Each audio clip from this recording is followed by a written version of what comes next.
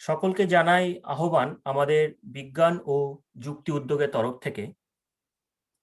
আজকে আমাদের আলোচনার বিষয় প্রতিসাম্য ও পদার্থবিদ্যা, সিমেট্রি অ্যান্ড ফিজিক্স। আমার সঙ্গে আছে কৌশিক দা। কৌশিক দা বর্তমানে ইন্ডিয়ান ইনস্টিটিউট অফ টেকনোলজি কানপুরের পদার্থবিদ্যা বিভাগের একজন অধ্যাপক। আসলে প্রতিসাম্য বিষয়টি পদার্থবিদ্যার সাথে অত্যন্ত একটি গুরুত্বপূর্ণ সম্পর্ক আছে।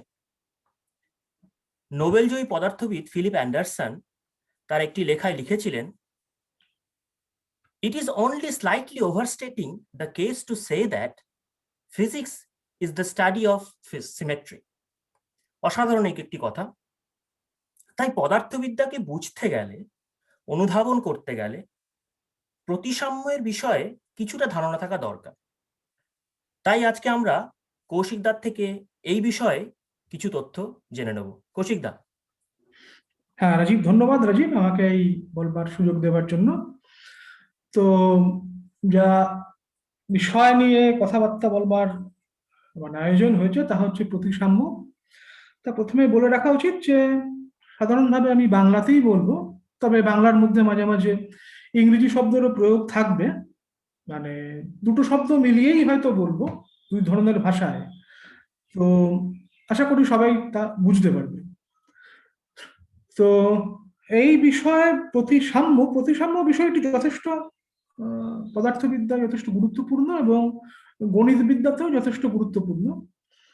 তো প্রথমে আমরা খুব গভীর জায়গায় না গিয়ে সাধারণভাবে শুরু করা যেতে পারে। প্রতিসাম্য বলতে আমরা কি বুঝি এবং তা কেন এত গুরুত্বপূর্ণ তা 1 মিনিট বলা যাক, তারপর হয়তো কিছু খুব সাধারণ কিছু উদাহরণ দিয়ে আপনাদের সামনে নিয়ে আসা হবে। তা প্রতিসাম্য কথাটার মানে কি? প্রতিসাম্য কথাটার বিভিন্ন ধরনের মানে হতে পারে। কথাটার এমনি একটা মানে রয়েছে, বাংলা কথা সিমেট্রি। এখন প্রশ্নটা হচ্ছে যে আমরা ভৌত বিজ্ঞানে বা পদার্থবিদ্যায় প্রতিসাম্য কথাটাকে কিভাবে ব্যবহার করি। এখন সেটাকে খুব সহজ কথায় বলতে গেলে পরে এরকমই বলতে হয় যে বিভিন্ন সময় আমাদের যে পদার্থবিদ্যায় বিভিন্ন রকমের ঘটনাবলীর সামনে আমাদের আসতে হয়, সেখানে দেখা যায় যে একখানা বিচিত্র পরিস্থিতির সম্মুখীন হলাম আমরা, যেই পরিস্থিতিতে কোন দিকে আমরা যাব কিংবা একটি বিশেষ সিদ্ধান্ত নিতে আমাদের অসুবিধা হয়। সেই পরিস্থিতিতে অনেকগুলো সম্ভাব্য দিক কিংবা অনেকগুলো সম্ভাব্য গতিপথ আমাদের সামনে খোলা থাকে। এখন এই রকম ঘটনা যখন ঘটে যে একটি বিশিষ্ট পরিস্থিতিতে একটি নির্দিষ্ট পদ্ধতিতেই এগোনো না গিয়ে অনেকগুলো পদ্ধতিতে এগোনো যেতে পারে কিংবা অনেকগুলো দিক খোলা রয়েছে, তখন আমরা সাধারণভাবে বলি যে আমরা একটি এমন পরিস্থিতির সামনে এসেছি কিংবা এমন ঘটনার সামনে এসেছি যেখানে প্রতিসাম্য বর্তমান বা ইট ইজ সিমেট্রিক। তো এই সিমেট্রি বা প্রতিসাম্য এটার সঙ্গে সময় মাথায় রাখতে হবে যে একাধিক সম্ভাব্য গতিপথ বা হারিয়ে যাওয়া, সহজ অর্থে একটা ভাবে আমরা হারিয়ে যাচ্ছি। উদাহরণ দিয়ে আমি বোঝাবো কেমন করে সেগুলো আসে। তো এই রকম পরিস্থিতি কিন্তু খুব বিরল নয়, সেটাই দেখাবো। যেগুলো খুব বেশিরভাগ ক্ষেত্রেই বরং এরকম পরিস্থিতি দিয়েই পদার্থবিদ্যা তৈরি এবং আমাদের জীবনও তাই। এখন প্রশ্ন হচ্ছে যে কেউ যদি মনে করে যে এরকম হারিয়ে যাওয়ার একটা ঘটনা ঘটনা প্রবাহ এমন দিকে এগোচ্ছে যেখানে আমরা বহু সম্ভাবনা রয়েছে কিংবা আমরা হারিয়ে যেতে পারি, আমরা কোনো একটি দিক আলাদা করে বার করতে পারছি না, একাধিক দিক একই রকম সম্ভাবনাময় হয়ে দেখা দিচ্ছে, এটা তো একটা সমস্যার বিষয়। তাহলে প্রতিসাম্য কি আসলে সমস্যার বিষয়? এখন এর উত্তরটা একটু দ্বান্দ্বিক। হ্যাঁ, সমস্যা হতেই পারে যদি সম্পূর্ণটাই সম্পূর্ণ প্রতিসাম্য হয়। Complete symmetry is a difficult thing, সেটা আমরা পরে বলবো। কিন্তু প্রথমে বলি যে হ্যাঁ, একটা সমস্যা তৈরি হতে পারে, আবার অনেক সুবিধাও হয়। যে সুবিধাটা পদার্থবিদ্যার যারা করে এবং যারা গণিতবিদ্যা চর্চা করেন তারা সেই সুবিধাটাকেই কাজে লাগান। কেমন ধরনের সুবিধা সেইটা হয়তো একটা উদাহরণ দিলে বোঝা যাবে। আমি প্রথমে সেই উদাহরণটার দিকে যাই। একটা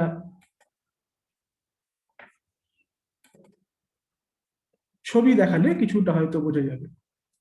তো আমরা প্রথমে এমন একটা ছবি দেখাই যেখানে আমাদের কাছে একটি ত্রিমাত্রিক দেশ রয়েছে, তিনটে অ্যাক্সেস, মানে আমরা সাধারণভাবে ইংরেজিতে এক্স ওয়াই জেড দিয়ে দেশকে বোঝাই, স্থান, আমি স্থানকে দেশ বলেই বলবো। এখন প্রশ্ন হচ্ছে, ধরা যাক যে প্রথমত এটা একটা খুব সহজ সরল দেশের কথা বলা হচ্ছে, যেখানে বিভিন্ন ঘটনা বিভিন্ন স্থানে ঘটতে পারে। মানে আমরা শুধু এই দেশকে 3টি নম্বর দিয়ে প্রত্যেকটি বিন্দুকে চিহ্নিত করতে পারি, তার এক্স কোঅর্ডিনেট, ওয়াই কোঅর্ডিনেট বা জেড কোঅর্ডিনেট। এবং একটা কোনো ঘটনা ধরা যাক, সেই ঘটনা হয়তো একটা মানে ঘটনাটি বিভিন্ন রকমের ঘটতে হতে পারে, সেই ঘটনাটা নিয়ে খুব যে আমরা চিন্তিত তা নয়। ধরা যাক মানে একটা হাইড্রোজেন অ্যাটম থেকে একটা বিশেষ ধরনের বিকিরণ বেরোচ্ছে, সেরকম ঘটনাও ঘটতে পারে। কিংবা হয়তো একদম খুব সাধারণ ঘটনা, কেউ পিছলে পড়ে গেল, সেরকম ঘটনাও ঘটতে পারে। যা খুশি ঘটনা হোক, সেটা নিয়ে আমরা খুব চিন্তিত নই। কিন্তু কোনো ঘটনা, সেই ঘটনাটিকে ধরুন আমরা বললাম ঘটনা, মানে সেই ঘটনাটি কোথায় কোথায় ঘটতে পারে। এখন দেখা যাক যে খুব সাধারণভাবে আমরা যদি এরকম এই ত্রিমাত্রিক দেশ তৈরি করি এক্স ওয়াই জেড কোঅর্ডিনেট দিয়ে, তাহলে এই ঘটনাটি কিন্তু ধরুন ক স্থানে ঘটতে পারে, একজন মানুষ ওখানেও পিছলে পড়তে পারে। এই ক যেখানে ঘটছে তার নিজস্ব কিছু কোঅর্ডিনেটস রয়েছে এক্স ওয়াই জেড, তাই দিয়ে আমি ককে নির্ধারণ করছি। আমি সেই নম্বরগুলো দিচ্ছি না, শুধু তার নামটা বলছি। ঘটনাটি কতে ঘটছে, কেউ কতেও পিছলে পড়তে পারে, কিন্তু সে যদি কতে পিছলে না পড়ে সে ক্ষতেও পিছলে পড়তে পারত। খ একটি আলাদা বিন্দু, কিন্তু কিন্তু প্রথমেই বুঝতে হবে যে এই পিছলে পড়ার যে ঘটনা, তার সঙ্গে সেটি কোথায় ঘটছে তার উপরে কিন্তু খুব একটা কিছু নির্ভর করছে না। সেটা কতে ঘটলেও সে পিছলে পড়ে হয়তো ধপ করে পড়বে, সে ক্ষতেও পিছলে পড়লে ধপ করে পড়বে। সে যদি গতে গ বিন্দুতেও পিছলে পড়তো, ধপ করে পড়তো। কিংবা একটা হাইড্রোজেন অ্যাটম একটি বিকিরণ ক থেকেও বার করতে পারতো, খ থেকেও বার করতে পারতো, গ থেকেও বার করতে পারতো। কোথা থেকে সে বিকিরণ বেরোচ্ছে সেইটা সেই বিকিরণকে মানে প্রভাবিত করে না। তো সেটাই লেখা রয়েছে, প্রাকৃতিক ঘটনা স্থান নিরপেক্ষ অনেক ক্ষেত্রে। মানে একটা ঘটনা একই রকম ভাবে ক, খ বা গ যে কোনো স্থানে ঘটতে পারে। এটা এক ধরনের প্রতিসাম্য। এখন কেন প্রতিসাম্য কথাটা বলা হচ্ছে, আবার দেখুন যেটা প্রথমে বললাম, যেটা হচ্ছে একটা সম্ভাব্যতার সঙ্গে জড়িত রয়েছে। মানে আমার কাছে যদি কোনো ঘটনাগুলো না থাকতো ক, খ, গ, তাহলে প্রত্যেকটি বিন্দুতেই কিন্তু একটা ওই একই ঘটনা ঘটতে পারত। ওই ঘটনাটা কোন বিন্দুতে ঘটছে তার উপরে তো সেই ঘটনার গতিপথ নির্ধারিত হচ্ছে না। তো সব প্রত্যেকটি বিন্দুতেই একটা সম্ভাবনাময় বিন্দু। তাহলে আমি কোন বিন্দুটাকে বেছে নেব যে এইখানেই ঘটনাটি ঘটতে পারে এবং ওইখানে না ঘটে অন্য কোনো জায়গায় ঘটলে পরে অন্যরকম ভাবে ঘটতো, সেটা আমরা বলতে পারছি না, সেটা সেই অর্থে বলা যায় না। মানে আপনি বাগবাজারে পিছলে পড়ুন আর টালিগঞ্জে পিছলে পড়ুন, তো পিছলে পড়লে সমানভাবে পিছলে পড়লে সমানভাবেই লাগবে। তো আপনি বাগবাজার কিংবা টালিগঞ্জ সেখানে খুব গুরুত্বপূর্ণ ভাব নিচ্ছে না, তার মানে সব জায়গায় আপনি পিছলে পড়তে পারেন।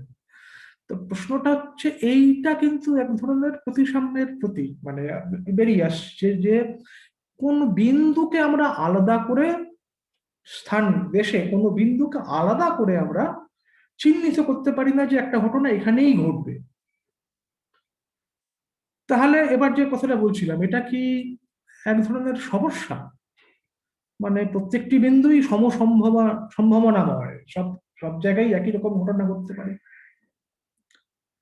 হ্যাঁ, একদিক থেকে সমস্যা, মানে কোন কোন ঘটনা কোথায় কোথায় ঘটেছে সেটা জানতে গেলে পরে তো এটা একটা সমস্যার ব্যাপার।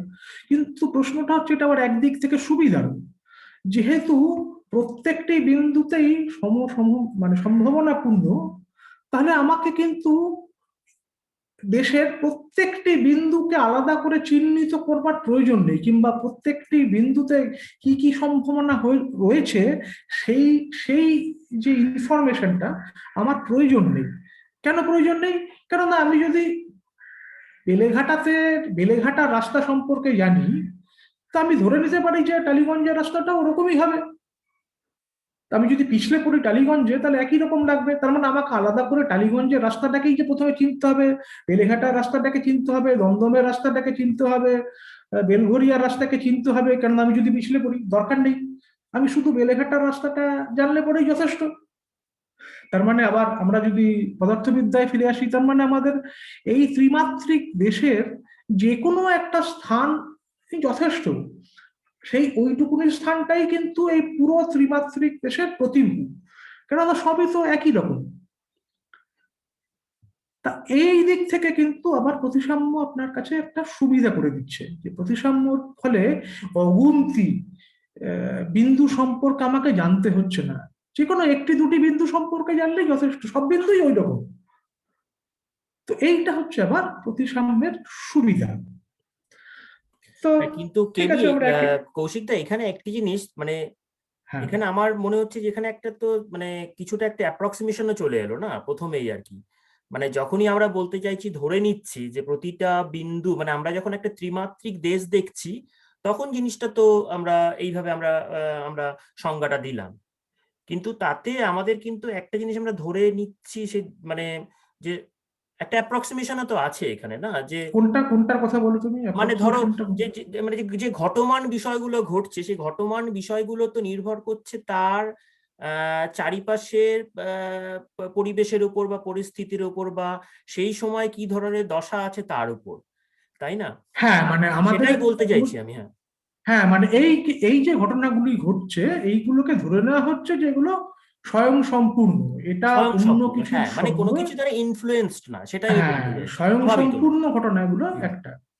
তো এখন হাইড্রোজেন অ্যাটম কেন বিকিরণ করছে, সেটা কোথা থেকে তার কারণ, কিংবা একজন মানুষ পিছলে পড়ার জন্য, হ্যাঁ অবশ্যই একটা কলার খোসা হয়তো প্রয়োজন ছিল। আমি ধরে নিচ্ছি সব জায়গায় কলার খোসা পড়েছে, হ্যাঁ, হ্যাঁ, হ্যাঁ। মানে সেইভাবে তোমাকে চিন্তা করতে হবে। তো আমরা তারপরের যে উদাহরণ যেটার দিকে যাবো, এটা হচ্ছে স্থান দেশের কথা বলা হলো। তো একই রকমের ভাবে আমরা দেখতে পারবো যে প্রতিসাম্য এখানে একটি রয়েছে, সেটি হচ্ছে হোমোজিনিটি অফ স্পেস, যাকে ইংরেজিতে বলে। তো সেটা এক ধরনের প্রতিসাম্য, মানে সব দেশের একই সাম্যাবস্থা, সবই একই রকম। এরপর আমরা যাবো সময়ের ক্ষেত্রে। তো সময়ের ক্ষেত্রে গেলে পরে আমরা এর পরের যে ছবি তার দিকে তাকাই।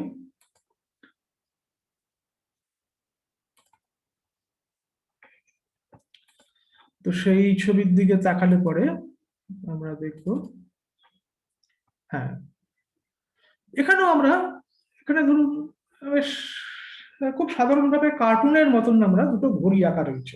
দ্বিতীয়টা যে ঘড়ি সেটা আপনাদের মোডের মধ্যে ধরে নিতে হবে, তো টেনে বেঁকে গেছে, কিন্তু টেরা বেঁকা হলে পরে ওটা একটা ঘড়ি।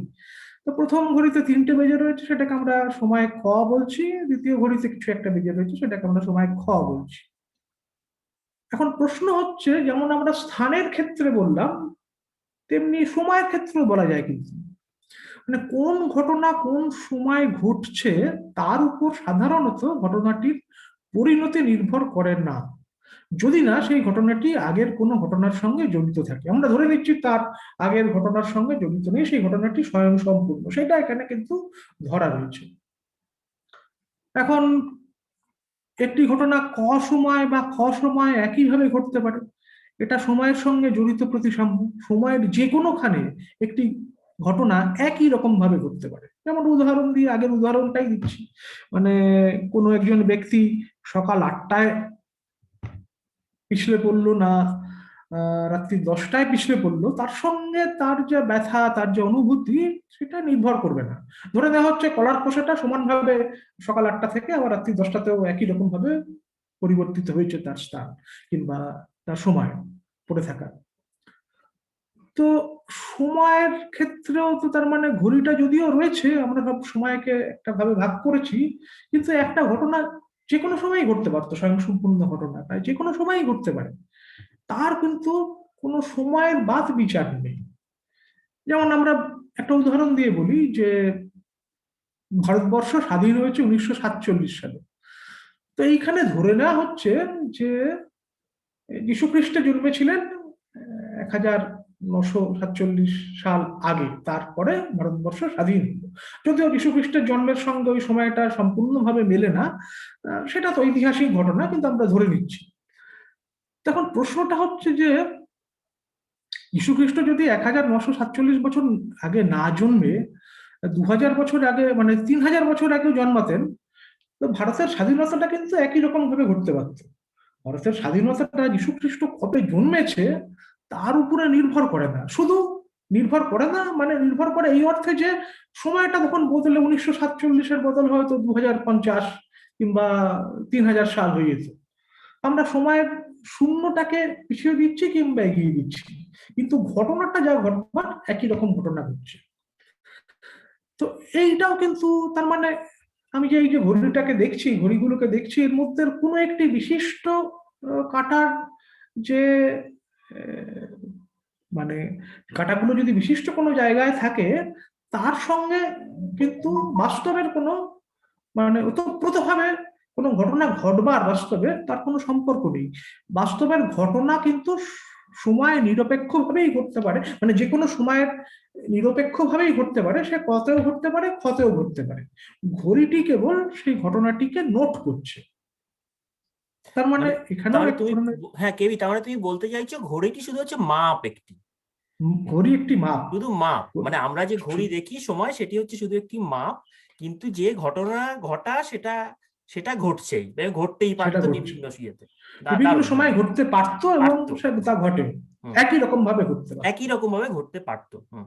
তো এটাও এক ধরনের তো সেই পুরোনো খেলাতেই চলে আসছে, মানে স্থানের মতন যেমন ছিল, এটাও মানে এটাকে আমরা সহজ ভাষা মানে পদার্থবিদ্যায় ইংরেজিতে বলা হয় টাইম ট্রান্সলেশন সিমেট্রি, মানে টাইম ক্যান বি ট্রান্সলেটেড, মানে সময়ের শূন্যটাকে আমি যেখানে খুশি পিছিয়ে নিয়ে যেতে পারি, এগিয়ে নিয়ে যেতে পারি, তার সঙ্গে ঘটনাবলীর কোনো মানে পরিবর্তন হবে না, যা আমরা বাস্তবে দেখি। তো প্রতিসাম্যের এই একটি রূপ এখানেও রয়েছে। তো আপাতত মনে হয় যে এই দুটো উদাহরণ দিয়ে কিছুটা আপনারা বুঝতে পারছেন কিভাবে প্রতিসাম্য পদার্থবিদ্যায় বা গণিতে আসে। তো এরপর আর একটা উদাহরণ দেখা যাক, যেখানে মানে আগে স্থান, এখানে সময়, এবার দিকের কথা বলা যাক একটুখানি। তো তার একটা ছবি আমরা তুলে ধরতে পারি, যেখানে দিকের কথা বলা হবে।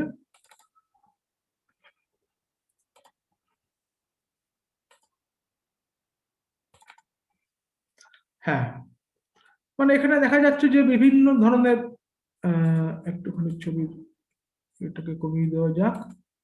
হ্যাঁ, মানে দেখা যাচ্ছে যে একটি দ্বিমাত্রিক দেশ এবং সেখানে একাধিক অক্ষ রয়েছে, বিভিন্ন দিক নির্দেশ করা রয়েছে, ক খ গ, ক খ গ, এরকম বিভিন্ন দিক রয়েছে, প্রচুর দিক। এখন প্রশ্নটা হচ্ছে যে যেটা স্থানের ক্ষেত্রে বলা হচ্ছিল, সময়ের ক্ষেত্রে বলা হচ্ছিল, এবার আপনারা লক্ষ্য করে দেখুন সেটা কিন্তু দিকের ক্ষেত্রেও খাটে। মানে দিকের ক্ষেত্রেও খাটে মানে হচ্ছে যে একটা মানে ধরুন আমি একটা ঢিল ছুঁড়লাম, তো ঢিলের গতিপথ এদিকে হবে, ঢিলের যে যাকে বলে ভেলোসিটি কিংবা তার যা আর বাদ বাকি যা তার চলনের সঙ্গে জড়িত, সেগুলো কিন্তু ওই ঢিলটা কোন দিকে ছুড়লাম তার উপরে নির্ভর করে না। ওই ঢিলটা কিন্তু আপনি বাঁদিকে ছুড়ুন, ডান দিকে ছুড়ুন, যেদিকেই ছুড়ুন, ওই একটি বিশিষ্ট নির্দিষ্ট গতিপথেই ও গিয়ে সামনে একটা জায়গায় যাবার পর গিয়ে পড়বে। তো সেরকম ভাবেই আপনি যেদিকেই মানে মানে দিক নির্দেশক যেসব জায়গা, মানে একটা ধরুন যাকে বলে আপনার নিউক্লিয়াস থেকে যদি একটা ইলেকট্রন বেরিয়ে আসে, সেই ইলেকট্রনটা কোন দিকে বেরোচ্ছে তার উপরে নির্ভর করবেন না ইলেকট্রনটা কত এনার্জি কিংবা কি সেটা অন্য কোনো ইনস্ট্রুমেন্টে দেবে। তো ইলেকট্রনটা যেদিকেই বেরো একইভাবে, যদি না যদি না সেই পরিস্থিতিতে এমন কিছু থাকে যা একটি দিককে নির্দিষ্ট করে দেয়। আমরা ধরে নিচ্ছি যে এরকম কোনো কিছু নেই, সব দিকই সমান প্রায়। যদি সব দিকই সমান হয়, যেমন আপনি ধরুন ওই বাংলায় যে কথা রয়েছে যে তেপান্তরের মাঠের মাঝখানে পড়ে গেলেন, এখন প্রশ্ন হচ্ছে যে আপনি বেরোবেন কেমন করে?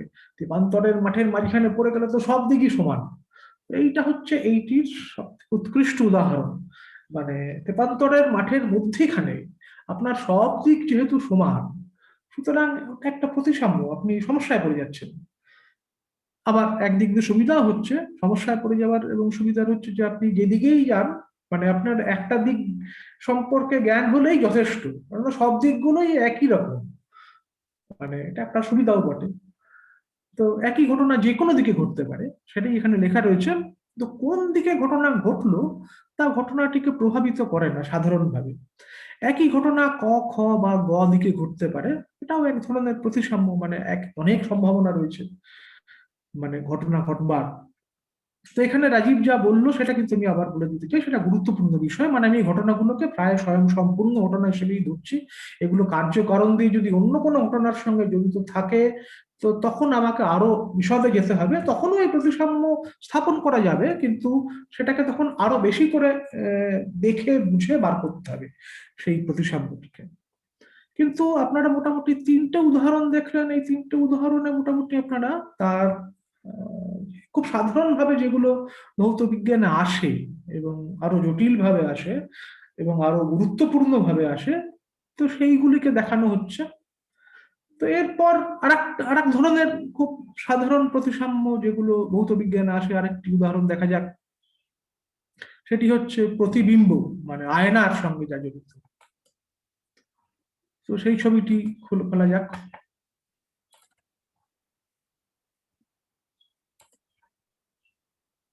এই ছবিটিতে আমরা দেখব একটি আয়নার ছবি। এই ছবিটিতে আমরা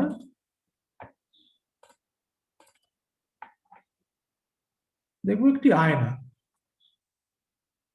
আয়নার সামনে একটি বিন্দু, আয়নাটি এখানে একটি সরল রেখা দিয়ে দেখানো হচ্ছে, খাঁজ কাটা দাগ রয়েছে, মানে ক হচ্ছে বিন্দু, খাঁজ কাটা দাগটি পারদ সম্পর্কে আপনাকে, আয়নার পেছন দিক ওটা, মানে সাধারণভাবে এইভাবেই আঁকা হয়। তো ক হচ্ছে বিন্দুটি, খ হচ্ছে তার প্রতিবিম্ব। আয়নার সামনে একটি বিন্দু থাকলে দেখা যায় আয়নার পিছনে সেই বিন্দুটির প্রতিবিম্ব তৈরি হয়েছে। তো সর্বক্ষণ আমরা দেখছি, আমরা বুঝছি, যদিও বাস্তবে যেভাবে আঁকা হয়েছে মানে ঘটনাটি সেইভাবে ঘটে না, এটা অনেকটা গাণিতিক। মানে প্রতিবিম্বটা বাস্তবে পিছনে তৈরি হয় না, আয়না তো আপনারা জানেন খুবই সরু একটা জিনিস, মানে এটা একটা অপটিক্যাল ফেনোমেনা। কিন্তু আমরা এটাকে গাণিতিক ভাবে যখন বলি তখন আমরা বলে দিই যে বিন্দুটির যে প্রতিবিম্ব, বিন্দুটি যদি 5 সেন্টিমিটার সামনে থাকে আয়নার, প্রতিবিম্ব 5 সেন্টিমিটার পেছনে তৈরি হয়েছে। কিন্তু আপনাকে বুঝতে হবে যে আয়নাটি কিন্তু হয়তো মানে 5 মিলিমিটার তার উইডথ, সুতরাং 5 সেন্টিমিটার পেছনে কিছু নেই। কিন্তু ওই যেভাবে গাণিতিক ভাবে আমরা ধরি যে বিন্দুটির প্রতিবিম্ব 5 সেন্টিমিটার, আপনি দেখলে পরেই খুব সহজেই সেটা বুঝতে পারেন যে এই ঘটনা মানে গাণিতিক ভাবে এই কথাটি সত্য। কিন্তু ওই যা বললাম, আয়না তো 5 সেন্টিমিটার বড় নয়, কিন্তু এরকম ভাবেই আমরা কথা বলি। হ্যাঁ কেবি, কৌশিক, এটা কিন্তু অদ্ভুত একটা দার্শনিক কথা তুমি বলে দিলে। এই যে ম্যাথমেটিক্স বা অঙ্কের মাধ্যমে আমরা যেটাকে প্রকাশ করছি, কিন্তু বাস্তবে যেটা আমরা যে দেখি, এটা একটা, এই নিয়ে আমরা পরে একটা ভাবনা চিন্তা করতে, অসাধারণ কথা বলে। হ্যাঁ কেবি, এগো। হ্যাঁ, তো এই বিন্দু আর প্রতিবিম্বের মধ্যে সম্পর্ক আয়না নির্ধারণ করে। মানে আয়না যদি 5 সেন্টিমিটার দূরে থাকে কয়ের থেকে, তাহলে খ 5 সেন্টিমিটার পেছনেই হবে। তো সুতরাং আয়নার কোনখানে রয়েছে তা আয়না এবং বিন্দু দুটোই, তো দুজনেই আয়নার থেকে সমদূরত্বে অবস্থান করে। তো কোনটি আসল কোনটি নকল তা কেউ তাদের পারস্পরিক সম্পর্ক দেখে বলতে পারবে না। এদের মধ্যে সম্পর্কটা প্রতিসাম্যের ক্ষেত্রে। এখন প্রশ্নটা যেটা একটু বোঝানো দরকার, তা আমি তো বলেই দিচ্ছি ক হচ্ছে বিন্দু, খ হচ্ছে প্রতিবিম্ব। তার মানে আপনি বুঝতেই পারছেন যে আমি আয়নার সামনে দাঁড়িয়ে থাকলে আমি আসল, আমার প্রতিবিম্ব নকল। এটা তো বাস্তবে যা হয়। কিন্তু আমি যখনই গণিতের ভাষায় যাচ্ছি তখন তো আমি শুধু দেখছি যে দুটি বস্তু, একটি আয়নার সামনে রয়েছে, একটি আয়নার পেছনে রয়েছে। তো এই দুটিকেই যদি দেখি তখন কিন্তু আর ওই প্রশ্নটা থাকে না যে কে আসল কে নকল, দুটিই বস্তু। এখন দুটি যদি বস্তু হয়, দুটি যদি সমান দেখতে হয়, ধরুন আমি আমাকে দেখছি আয়নাতে, দুটি সমান, একদম সমান দেখতে, একই রকম দেখতে, একজন 5 সেন্টিমিটার আগে, একজন 5 সেন্টিমিটার পিছনে। তো আবার সমস্যা দেখা দিল, কে আসল কে নকল তাহলে? তো সম্ভাবনা তৈরি হচ্ছে, আপনার বিড়ম্বনার সামনে এসে পৌঁছচ্ছেন। তো এটাও কিন্তু এক ধরনের প্রতিসাম্য, এটাকে ইংরেজিতে হয়তো বলা হয় রিফ্লেকশন সিমেট্রি। তো এইটা এক ধরনের প্রতিসাম্য। এই প্রতিসাম্য একটু বিশেষ ধরনের প্রতিসাম্য, সেটাও বলে দেওয়া উচিত। আগের যে প্রতিসাম্যর কথাগুলো বলা হচ্ছিল সেগুলো ধরুন স্থান, সময় এবং দিক, এগুলো হচ্ছে যাকে ইংরেজিতে বলে কন্টিনিউয়াস, মানে প্রত্যেকটি স্থানই হচ্ছে একে অপরের থেকে খুবই, মানে প্রত্যেকটি স্থান সমসম সম্ভাবনাপূর্ণ। কিন্তু এখানে কিন্তু দুটি বস্তু শুধু, ক এবং খ, একে ইংরেজিতে বলে ডিসক্রিট সিমেট্রি। মানে কিন্তু ওই একই প্রতিসাম্যের সাধারণ ধর্মটি এখানেও রয়েছে, কিন্তু কোনটা আসল কোনটা নকল আপনি গুলিয়ে ফেলছেন। তো এইটা দিয়েও তো অনেক কাজ হয় ভৌত বিজ্ঞানে, এবং দেখা যাবে পরে যে এটা অত্যন্ত গুরুত্বপূর্ণ একটি প্রতিসাম্য। মানে আমি যদি আয়নার সামনেটাই শুধু জানি, তাহলে আয়নার পিছনে কি রয়েছে সেটা আমাকে আর জানতে হয় না, কেননা ওই প্রতিসাম্য আমি তো দেখেই দিলাম। তার মানে আয়নার পেছনটা আমাকে আর জানবার প্রয়োজনই নেই। এবার বাস্তবে আয়না দিয়ে হয়তো পদার্থবিদ্যায় সব কাজ হয় না, কিন্তু ওই গাণিতিক ভাবে আপনি এই আয়নাটিকে পরিবর্তন করে অন্য কিছু নিয়ে আসতে পারেন, যেটি আয়নার মতন কাজ করে। তো তখন এই প্রতিসাম্য অত্যন্ত গুরুত্বপূর্ণ হয়ে ওঠে। তখন সেই বস্তুটির একটি দিকে কি রয়েছে সেটি জানলেই তার অপর দিকে কি রয়েছে আপনি জেনে যাচ্ছেন। কিংবা ধরুন একটি কোনো ফাংশনের কথা বলা হচ্ছে যেটি এক্স নামে কোনো একটি ঘটনা, কোনো একটি কোয়ান্টিটির উপরে নির্ভর করে, এটাকে ফাংশন বলা হয়। তো ফাংশন অফ এক্স টি জানলেই আপনার ফাংশন অফ মাইনাস এক্স টিও জানা হয়ে যাচ্ছে, যদি এই ধরনের প্রতিসাম্য থাকে। তো এটা একটা খুব গুরুত্বপূর্ণ বিষয়। তো সেইখানে এই ধরনের প্রতিসাম্য কাজে দেয় এবং অত্যন্ত গুরুত্বপূর্ণভাবে কাজে দেয়। তো এইটা এক ধরনের প্রতিসাম্যের কথা বলা হলো। তারপর আর একটি দিকে দেখা যাক, সেটি ঘূর্ণনের সঙ্গে জড়িত। সেই ছবিটি খুললে পরেই আপনারা বুঝতে পারবেন। এই ছবিতে আমরা দেখব কোন একটি বস্তু ঘুরছে। তো এই যে ঘোড়ার, হ্যাঁ আমরা ধরা যাক একটি গোলক, মানে এগুলো ছবিগুলো খুবই সাধারণ কিন্তু আপনারা বুঝতে পারবেন। অক্ষগুলো দেখানো হয়েছে, একটি গোলক দেখানো হয়েছে, গোলকটি একটি অক্ষকে কেন্দ্র করে ঘুরছে। তো ধরা যাক এমন একটি গোলক যার গায়ে কোনো বিন্দু আগে থেকে আপনি আঁকেননি, ধরা যাক। তো পুরো গোলকটাই একই রকম দেখতে, বাইরে থেকে দেখলে পরে পুরো গোলকটাকে আলাদা করে আপনি গোলকটার বাঁ দিকে দেখছেন না ডান দিকে দেখছেন বুঝতে পারছেন না। সহজ কথায় বললে একটা নিরেট কালো লোহার বল, আপনারা নিশ্চয়ই দেখেছেন কোনো না কোনো ভাবে। তো ওরকম একটা জিনিসের কথাই হয়তো বলা হচ্ছে।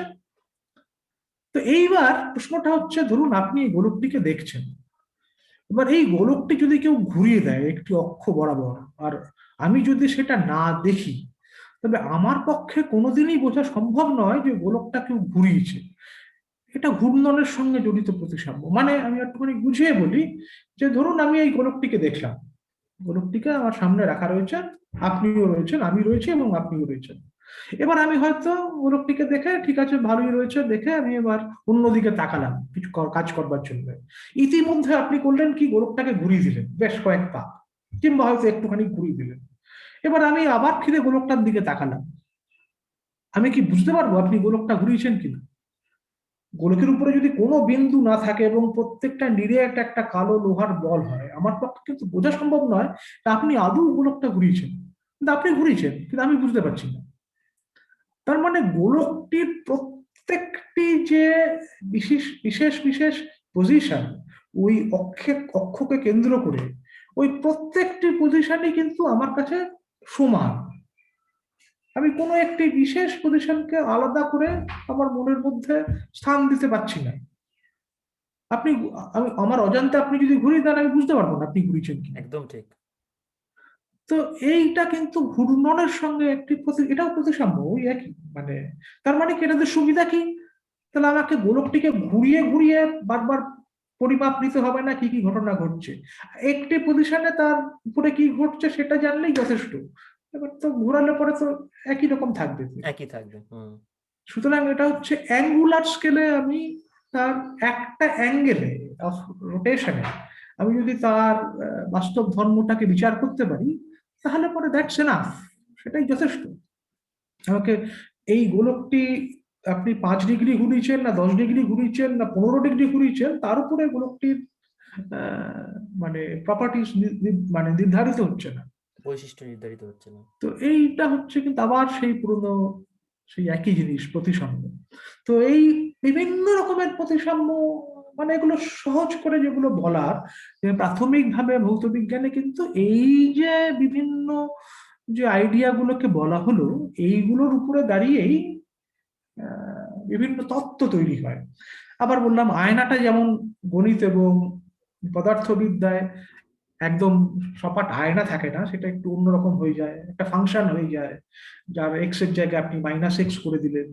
তেমনি গোলকটিও হয়তো সব জায়গায় এরকম গোলক থাকে না, এমন কিছু ফাংশন থাকে যেটা হয়তো কৌণিক মানে অ্যাঙ্গেলস এর উপরে নির্ভর করে, এবং সেই বিশেষ পরিস্থিতিতে আপনাকে দেখতে হবে ঘূর্ণনের প্রতিসাম্য সেই বিষয় সেই ভৌতবিজ্ঞান পদার্থবিদ্যার বিষয়টিতে আছে কিনা, যদি থাকে তাহলে আপনি সেই অনুযায়ী তাকে নিয়ে কাজ করবেন। তো এইগুলো তো বিভিন্ন রকমের ভাবে একটা ভাবে প্রতিসাম্যকে আপনাদের সামনে নিয়ে আসা গেল। তো শেষ করতে চাই একটা মানে সহজ উদাহরণ, সেটা হচ্ছে যে আমাদের জৈবিক দেহেও কিন্তু কিছুটা অবশ্যই রয়েছে এই ধরনের প্রতিসাম্যের বক্তব্য। মানে সেটা আপনারা দেখলেই বুঝতে পারবেন। বেশ জিনিসটাকে সহজ করেই বলা হবে। তো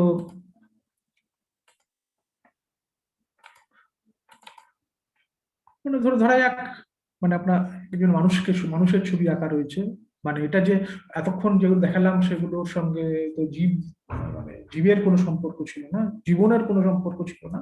এখন জীবনের সম্পর্ক আসছে, জীবন মানেও তো আবার এখন জীবন কোথায় শুরু, জীবন কতখানি জীবন, সেটাও তো একটা দার্শনিক প্রশ্ন। মানে আমরা জীবন্ত মানুষ, জীবন্ত জন্তু, কিন্তু আমরা তৈরি অণু পরমাণু এসব দিয়েই, আবার অণু পরমাণু কিন্তু জীবন্ত নয়। তো তো অণু পরমাণুর মধ্যে কিন্তু বিভিন্ন ধরনের প্রতিসাম্য রয়েছে। এখন সেই প্রতিসাম্য কি কোনো না কোনো ভাবে আরো বৃহৎ হতে হতে কোনো সময় জীব রূপ ধারণ করে সে কি দেখা দিতে পারে? এটা একটা বড় প্রশ্ন, এটা আজকের বায়োলজিস্টরা এসব নিয়ে চিন্তা ভাবনা করেন। তো আমি অত বড় জায়গায় যাচ্ছি না, আমি খুব সাধারণভাবে দেখাচ্ছি যে এটাও তো এক ধরনের প্রতিসাম্য। মানুষের দেহের মধ্যবর্তী স্থানে একটি সরল রেখা টানলেন, সেই সরল রেখার দুদিকে দেখা যাবে দুটি হাত, দুটি পা, দুটি কান, দুটি চোখ, নাকের দুটো ফুটো। এটাও এক ধরনের প্রতিসাম্য। মানে মানুষের দেহের বাইরে থেকে মানুষের দেহের মধ্যে বলতে গেলে পরেই আবার তার হৃদয় একদিকে, মানে তার হার্ট একদিকে, তার লিভার একদিকে, তখন কিন্তু এই প্রতিসাম্য থাকবে না। মানে এটাও একটা খুব ইম্পর্টেন্ট বিষয়, গুরুত্বপূর্ণ বিষয়। মানে প্রতিসাম্য নির্ধারণ করে আমি কিভাবে দেখছি, আমার রেজলিউশন অফ ভিশন। মানে আমি যদি মানে ওই গোলকটিকেই এমন মাইক্রোস্কোপ দিয়ে দেখি যে মাইক্রোস্কোপ অতীব ক্ষুদ্র মানে দাগও দেখতে পারে, তখন সে হয়তো দেখবে যে এমন কিছু দাগ যেটা আমি খালি চোখে দেখতে পাচ্ছি না, তখন কিন্তু আর প্রতিসাম্যটি থাকবে না। তো ওইটা আবার নির্ভর করে আমি কোন স্কেলে অবজার্ভ করছি, কিন্তু সেই প্রশ্নগুলো আপাতত আলোচনা করছি না আমরা। তো মানুষের দেহ, আমি বলতে চাই শুধু মানুষের দেহটা একটা খুব সহজ কথায় বললাম, এটা কিন্তু ধরুন প্রোটিন যে পরমাণু মানে মলিকিউল অণু কিংবা তার আরো যেসব কেমিক্যাল কম্পাউন্ডস রয়েছে, তাদের মধ্যেও কিন্তু বিভিন্ন ধরনের প্রতিসাম্য থাকে। ইনফ্যাক্ট মানে আমাদের জল H2O, তার মধ্যে বিশেষ তো সেইগুলো আরো বিশেষ না এগুলো সেটা বলা সম্ভব নয়। তো সেগুলো আমরা হয়তো ভবিষ্যতে কিছুদিন বলবো, বলার চেষ্টা করব। এবং সেই পদ্ধতিতে এগুলো পরে দেখতে পাবো যে এই প্রতিসাম্য একটি অত্যন্ত গুরুত্বপূর্ণ স্থান নেয়।